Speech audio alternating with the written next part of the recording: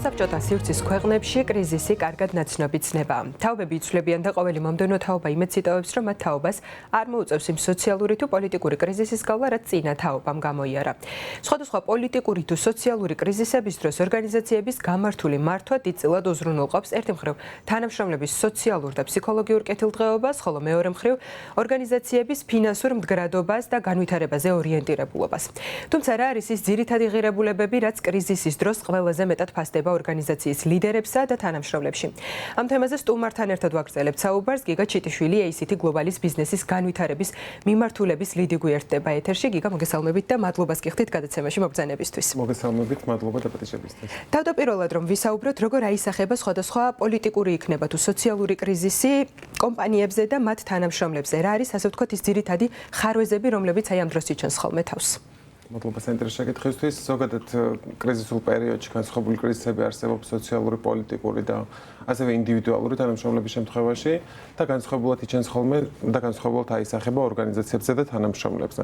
თანამშრომლების შემთხვევაში, როგორც წესი, კრიზისი ამცირებს ინოვაციურ აზროვნებას და განსხვავებული მეთოდებით, ასე ვთქვათ, საქმის კეთების შესაძლებლობას, ასევე აისახება იმაზე, რომ მათი სტრესის, ასე ვთქვათ, მოცემულობა უფრო მაღალია თანამშრომლებში და რა თქმა უნდა, ეს საბოლოო ჯამში იწვევს ეფექტურობის და ეფექტიანობის შემცირებას თითოეული თანამშრომლის სამსახურებრივი მოსწრების კუთხით, რაც საბოლოო ჯამში ორგანიზაციებისთვის აისახება ცუდად, თუ არ მოხდება ამ კრიზისის, ასე ვთქვათ, მექანიზმების, კრიზისის პრევენციის მექანიზმების სწორი შემუშავება და გადაჭრის მექანიზმების პრაქტიკაში განხორციელება, ისე რომ ეს კარგი იყოს ორგანიზაციისთვისაც და თანამშრომლისთვისაც. აი კრიზისის მოგვარება ახსენეთ და ამასთან დაკავშირებით გკითხავთ დეტალურად. როდესაც ვსაუბრობთ აი კრიზისებზე და მისი გადაჭრის გზებზე, რა არის ის, რასაც თანამშრომლები კრიზისის დროს მმართველი რგოლისგან ელიან ხოლმე, ასე ვთქვათ რა.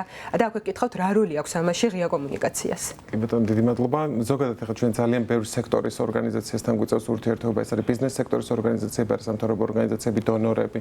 კრიზისის პერიოდში აუცილებლად ხდება ესეთი რამ, რომ სხვადასხვა ორგანიზაციები სხვადასხვა პოლიტიკას ირჩევენ ხოლმე საკომუნიკაციო სტრატეგიის კუთხით. გულისხმობ შიდა კომუნიკაციებს და როგორც წესი, ყველაზე მნიშვნელოვანი დაკვეთა, რაც თანამშრომლებს კრიზისის პერიოდში ორგანიზაციებისგან და მმართველი რგოლისგან აქვთ, ეს სწორედ ღია კომუნიკაციაა. იმიტომ რომ არსებობს ესეთი პერცეფცია, რომ ლიდერებს არ ეშინიათ და შესაბამისად ეს შიში არ უნდა იქნეს გამოხატული განსაკუთრებით პოსტსაბჭოთა სივრცის ქვეყნებში, რომ არ მოხდეს ესე ვთქვათ ლიდერების პოზიციის ესე ვთქვათ კითხვის ნიშნის ქვეშ დასმა ორგანიზაციაში. რეალურად ეს ესე არ არის, იმიტომ რომ შიში არის ესე ვთქვათ ბუნებრივი შეგრძნება ადამიანის, ყველას გვეშინია. ჩემი სტატიის ერთ-ერთი მთავარი არსი სწორედ ეს იყო, უბრალოდ შიში არ უნდა გადაგვივიდეს უსუსურობაში და შიში უნდა ვმართოთ ისე, რომ ორგანიზაციული მიზნები იქნეს მიღწეული. და ამ პროცესში ღია კომუნიკაციას ძალიან დიდი მნიშვნელობა აქვს, მათ შორის იმის კომუნიკაციას, რომ ჩვენ ყველას ერთად გვეშინია, მაგრამ ამ შიშის დაძლევის მექანიზმები არსებობს და ორგანიზაციის მენეჯმენტი მუშაობს და ზრუნავს იმაზე, რომ კონკრეტული მექანიზმებით მოხდეს შიშის პრევენცია. აი შიში ახსენეთ და უფრო მეტად მინდა რომ ეს თემა გავშალოთ. როგორ უნდა გავუმკლავდეთ აი ამ დროს ემოციურ ფონს, რომელიც განსაკუთრებით იმატებს აი ამ პერიოდში? რა აყალიბებს ზოგადად ჯანსაღ-გარემოს გუნდში კრიზისის დროს? აი პრაქტიკული ნაბიჯები დაუშვათ, რა შეიძლება რომ გადაიქცეს? ადამიანური რესურსების სწორი მართვა, HR სისტემების ოპტიმიზაცია და სისტემატიზაცია ძალიან მნიშვნელოვანია. აქ გულისხმობ იმას, რომ ხშირ შემთხვევაში ორგანიზაციებში მენეჯერები როგორ მართავენ გუნდს, ეს არის დამოკიდებული მენეჯერის მართვის კულტურაზე. რეალურად უნდა მოხდეს ამის სისტემატიზაცია და ინსტიტუციონალიზაცია იმ დონეზე, რომ უზრუნველყოფილი იყოს ერთ-ერთზე ინდივიდუალური შეხვედრები გუნდის წევრებთან, უნდა უზრუნველყოფილი იყოს მიკროგუნდის შეხვედრები, თქვათ, პირველ კვარტალში ერთხელ, თვეში ერთხელ რაღაც ინტენსივობით და ასევე გაფართოებული შეხვედრები უკვე თანამშრომლებთან იმისთვის, რომ მოხდეს ყველა ეტაპზე ინდივიდუალურ დონეზე მიკროგუნდში და უკვე ორგანიზაციულ დონეზე კომუნიცირება იმ საკითხების შესახებ, რაც რეალურად თანამშრომლებს აწუხებთ. ჩვენი დაკვირვებით და ჩემი პირადი გამოცდილებით ინდივიდუალური ადამიანები თანამშრომლები სხვადასხვა ეტაპზე სხვადასხვანაირად გამოხატავენ იმ ფიქრებს და იმ შიშებს, რაც რეალურად მათ აქვთ. და აი ეს სწორი კომუნიკაცია და ინსტიტუციონალიზაცია ადამიანური რესურსების სწორი მართვის ორგანიზაციის შესაძლებლობას აძლევს, რომ საბოლოო ჯამში მიიღოს ინფორმაცია, სად არის ის ხარვეზები, რაც თანამშრომლებთან ან შიშები, რაც რეალურად თანამშრომლებს აწუხებთ და როგორ შეიძლება ამაზე საპასუხო ქმედება ორგანიზაციამ გააკეთოს ისე, რომ მაქსიმალურად შემცირდეს ზიანი, რაც კრიზისის დადგომის შედეგად შეიძლება მიადგეს როგორც ორგანიზაციას, ისე თანამშრომელს.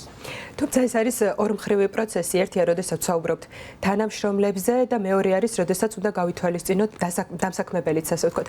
რაც შეეხება დამსაქმებლებს, ისინი რას ელოდებიან თანამშრომლებისგან აი ამ პერიოდში?